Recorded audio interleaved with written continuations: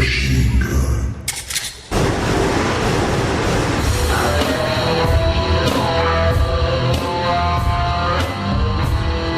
You're listening to the Canadian Destroyer Wrestling Podcast with your host, the Oatmeal Hero on YouTube.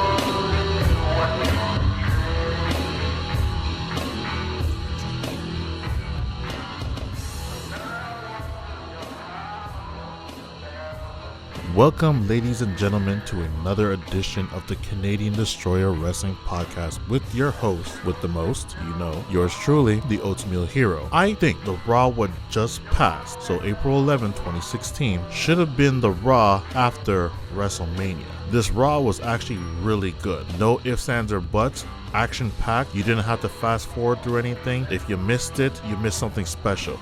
But regardless, if you recorded it or other sources to actually watch it, you notice that you did not have to even fast forward through anything whatsoever. So we started off with Raw with Shane McMahon introducing a couple of things here. So for one of the things he did introduce, he recapped the number one contendership for the WWE World Heavyweight Championship with Roman Reigns, which is also pretty damn good. So we already know AJ Styles did win that in a fatal four-way last week, which happens to be a really good match. I thought it was very, very, very interesting and very intriguing, and it leads to possible opportunities as well. So he got things going. He ranted on. He's also talked about a couple other things as well too on the agenda. So having the number one contender for the World Tag Team Championship like in a tournament style, which I thought was pretty damn cool. Then all of a sudden Kevin Owens comes out. Kevin Owens being a little bit bitter, sour off his defeat in the fatal four-way, as well as losing the Intercontinental Championship, so he's pretty sour. So that kind of goes and segues into the first match of the night, which featured him versus Cesaro. Now I have to admit, these two guys put on one hell of a show.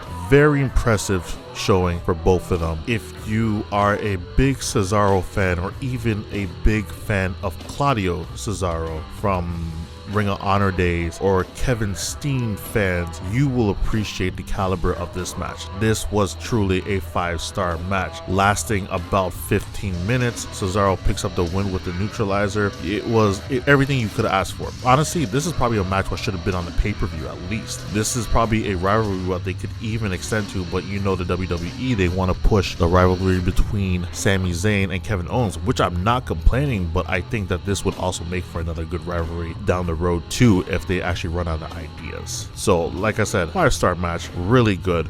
Man, it was actually really good. Like I said, this whole card was it was a lot better than I expected. I actually enjoyed this Raw more than I actually enjoyed last week's Raw. So who we got here now? They introduced the first round of the tag team tournament. So the first match of that bad boy was the Lucha Dragons versus the Dudley Boys. Now this match on paper looks to be a good idea. What actually happened was a good idea, but at the same time it was just like, wait, there's more. There could have been more. Because in all honesty, the match was pretty damn short. Well, like 2 minutes short. Like, you know what I mean? They played off with Kalisto getting hurt, but in actuality, Kalisto's not hurt. He's fine. He's just on the European tour. Just, I guess, a way to write off the Lucha Dragons so the Dudley Boys could advance. I think they're probably gonna do something with Enzo and Big Cass. So that's probably why they kind of like let it slide there a little bit. Yeah, it's just like, you know what? I honestly think if one of these matches, if this match were to progress or to actually happen as opposed to being completely one-sided, it would have made for a really good quality match. So yeah, like I said, the Dudley Boys did pick up the win. You did have Enzo Amore and Big Cass come out there and spit their game on them, which is probably the best thing about Raw so far. Like, these guys are really getting in their face and everything. Like, honestly, Lord, you have to find the clips. You have to find the clips on YouTube or something, or somewhere over the internet of like Enzo Amore ripping into the Dudley Boys. The rebuttal between them, it is actually really funny. So after that, you see Kevin Owens leave because he actually did get kicked out of the arena as per Shane McMahon. So another thing which I find really weird is the promos of Epico and Primo. I know they're coming back, but why are they pushing Puerto Rico so tough? Like, it doesn't make sense. Anyways, we'll save that for another day. Women's title match, Roadblock rematch from Toronto here. You have Natalya versus the champion Charlotte. This this match, if you did watch Roadblock, you would notice that this match was a very good match, well put together. You have two super athletes literally in the ring at the same time. It was not a boring divas match. It was a women's wrestling match. And since it was a women's wrestling match, that's exactly what you got. You had the ups and downs. It was action packed. Probably another one that could have been, or maybe even go to pay-per-view. To be honest with you, I was even in the edge of my seat because I honestly thought Natalya was gonna win. So in hindsight, she actually did win via disqualification, but a win's a win's a win's a win. And the only reason why she won because of disqualification, because Ric Flair ended up dragging out. Who did he drag out? Who did he drag out again? I think it, man. Oh yeah, that's right. No. Ric Flair dragged out the referee while Natalya put Charlotte in a sharpshooter, and in the process, she was tapping. So we could have crowned a new women's champion last night, but Ric Flair, the dirtiest player in the game, of course, ended up being one of the smartest people in that arena and saving his daughter the championship last night. So you know what? I really hope we see this match at Payback, because if Roadblock delivered us such a great match, and last night's Monday Night Raw delivered us a great match, then you know what? For Payback, this should be a spectacular and superb match. Sorry about that. See, I got all excited. My throat's all dry and shit. But yeah, so like I said, Natalya did win via disqualification due to interference of Ric Flair, but it's still made to be a very good, solid match overall. So moving right along on to the next match, we have the Usos versus Heath Slater and Curtis Axel. So the Usos, this match wasn't that bad. It was pretty short. You know what? For a bunch of jobbers, and I have to call them jobbers because there's no other way to describe it, the social outcasts, you know, it is composed of a lot of talent on there, but clearly they're just being used as a humoric or even gimmicky. I don't even know.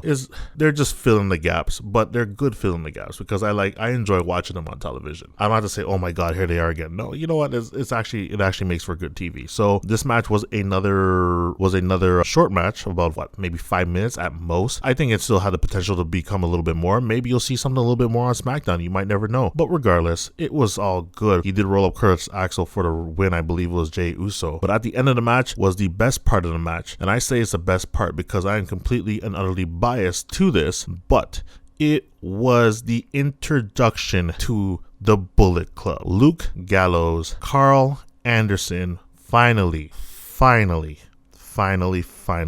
been waiting for this since last week because I was really dying for them to debut last week, but maybe it was a good thing they debuted this week. So we saw them attack the Usos. They laid it to the Usos. They put in their signature move on the Usos and completely decimated everybody around them. And you know what? This might be a little bit interesting. I thought they were going to start off as face and then slowly go towards heel, but you know what? To be honest with you, I like the way how they are. I like the way that they are heels. Probably one of the best tag teams ever put together, and they've only been together for like maybe 3 or 4 years at most. They did team up in Japan and became a 4-time IWGP World Tag Team Champions. So we hope to see more of them. I can't wait to see them in the ring. I want to see Bulletproof Baylor Club t-shirts on them. That's what I want to see. And I hope we see more of them in the future. They've made their statement. They made their mark. Welcome back, Luke Gallows. No more stupid gimmicks. No more Festus. No more straight edge society. This is what you were made to do, my friend. Bullet Club,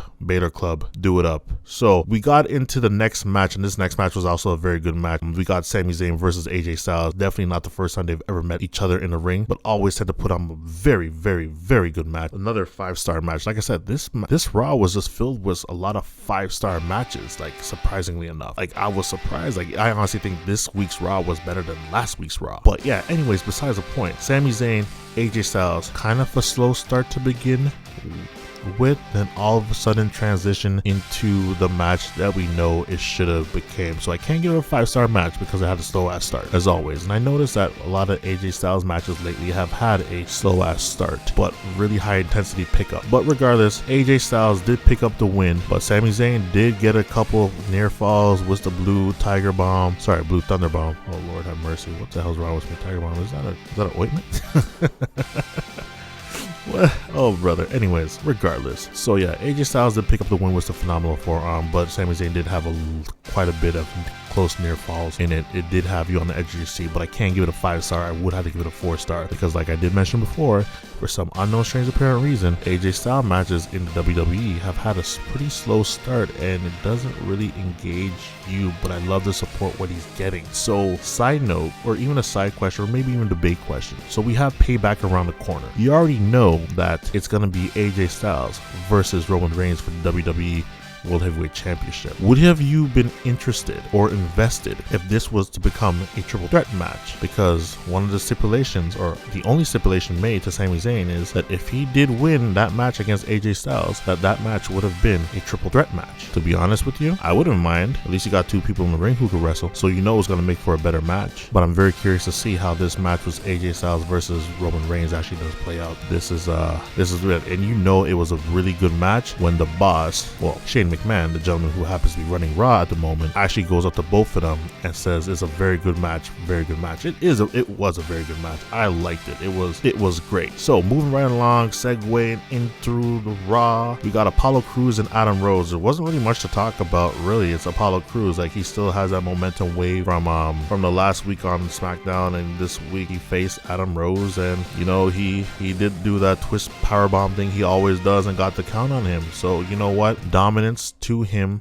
He's a great, phenomenal athlete, probably one of the guys you want to see as champion. Doesn't matter what belt it would be. Preferably, you obviously want the World Heavyweight Championship on him, but there's absolutely nothing wrong with maybe the United States or even Intercontinental Champion. I think he'd make a really good United States champion. How badass would it be if Bobby Lashley were to come back and feud with Apollo Crews? Crews versus Bobby Lashley. I was thinking about this the other day because I see the similarities between them. They both basically have the same physique, both very strong, both very dominant. But Apollo Crews does have a little bit more of an edge. He has the athleticism which Bobby Lashley does not have. But he's semi-athletic, but he doesn't put it on display as much as Apollo Crews does. Apollo Crews is more of a show, but it's still a great show. But yeah, anyways, Apollo Crews, Bobby Lashley could be a possibility. TNA is on sale. Why not bring back Bobby Lashley? Why not make him feud with Apollo Crews? I think that'd make for a pretty damn good rivalry. That's just my personal opinion, of course, though. So this brings us to the main event of the evening. So Bray Wyatt and Roman Reigns, the unlikely tag team, versus Sheamus and Alberto Del Rio. So this match is surprising. I feel like the shoe was on the other foot. Don't you agree? They booed the living crap out of Roman Reigns and they cheered the living crap out of Bray Wyatt for this match to make it run like about maybe 20 minutes ish. Not even. Sorry, my apologies. Not even, like maybe less than 15 minutes. It was actually not that bad. People were cheering Bray Wyatt, booing Roman Reigns. They booed him stink. So having them do that, it might even push a WWE to make Roman Reigns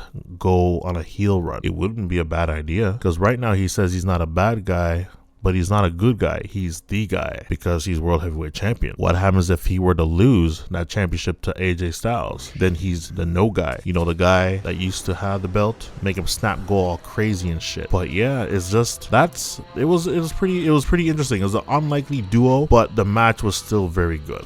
I thought it was very good. I liked it a lot. You had Rusev, who was semi-interfering in the match, and all of a sudden it blacked out, and then the rest of the Wyatts came out and beat up on Rusev and took care of business. Then next thing you know, Bray Wyatt put Alberto Del Rio and Sister Abigail, and Sheamus tried to come in, and next thing you know, he got speared. So it was actually a really good end to the match, and Raw ended off with Bray and Roman looking at each other. Now, God forbid if they put them in another feud again, the lack of creativity. But this time it might be a little bit different, just because there might be a title picture in between. So it might make for a good feud. But you know what? We need to have championship gold around the Wyatts. Okay, the Wyatts have pushed over way too many people. They cut such amazing promos, very good, talented wrestlers. The stable itself is a very solid it's a solid foundation of a stable. So they shouldn't have an excuse to be considered and to be looked over. Somebody needs to step up and say, hey, you know what? These Wyatts, they deserve a title shot. Luke Harper, I believe, was the only one who was ever a champion in the Wyatts. He was the Intercontinental Champion. So now, how about we make Braun Strowman and Big Red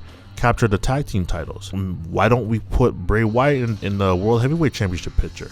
Hell, if you want to start him off small, make him capture the US title or even the Intercontinental Championship, because I'm pretty damn sure he would make those titles a lot more relevant than what the current champions are doing right now as we speak. But hey man, you know what? That's just my personal opinion. Now that's the way how Raw ended off. How should a Raw ended off? Maybe AJ Styles should have came down to the ring, confronted Roman Reigns, make it stare eye to eye, maybe a little bit of a confrontation. You know what I mean? So because we already know that's what we're building up to Payback in a few weeks now, right? Maybe the Bullet Club should have showed up out of nowhere and take out Roman, but AJ has nothing to do with it. A little bit of a plot twist, you know, kind of mess up your mindset. It was like, oh, you're thinking one way, next thing you know, the WWE throws a curveball and makes you think the other way. I'm like, what the hell just happened? But yeah, you know what? Anything could have been a possibility. But that's just the way how I would have liked to see Raw finish. I'm not saying nothing was wrong with the end of Raw. I've seen worse. Like, you remember the tug of war from last year, the week before WrestleMania, like the most horrible and childish ending to a Raw so far. Yeah, that would have been that. But anyways, regardless, that is the Raw rundown. Let's look forward to next week's Raw. Ladies and gentlemen, this is your boy, the Oatmeal Hero. Be safe, enjoy the rest of your evening, and remember, everything else is just a sunset flip powerbomb. Canadian Destroyer Wrestling Podcast, folks.